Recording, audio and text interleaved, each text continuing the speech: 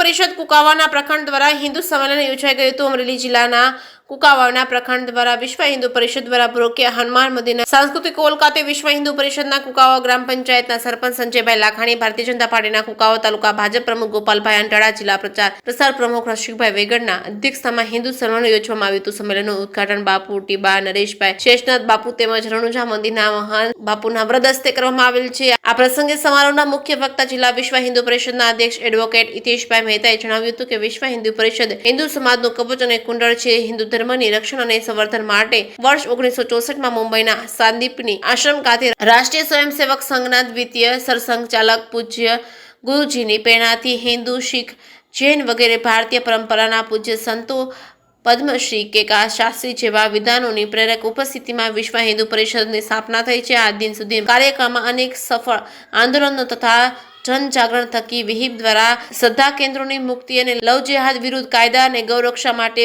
કાયદા તેમજ ધર્માંતરણ અટકાવવું સહિતના અનેક કાર્યો સફળતાપૂર્વક કરવામાં આવ્યા છે।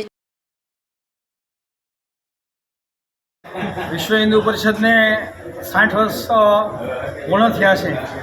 એ નિમિત્તે સમગ્ર કેન્દ્રની અંદર એટલે સમગ્ર દેશની અંદર દરેક પ્રખંડની અંદર હિન્દુ સંમેલનનું આયોજન કરી અને વિશ્વ હિન્દુ પરિષદના સેવા, સંસ્કાર અને સુરક્ષાની વાત લોકો સુધી મૂકવાનું આ એક ઉપક્રમ નક્કી થયો હતો અને કુકાઓની અંદર મોટી સંખ્યામાં આજે હિન્દુઓનું સંમેલન થયું અને વિશ્વ હિન્દુ પરિષદની ગાથા અને વિશ્વ હિન્દુ પરિષદની કાર્ય અને વિશ્વ હિન્દુ પરિષદની જરૂરિયાત વિશે સમાજને કાર્યો વિશે સમાજને માહિતી આપવામાં આવી।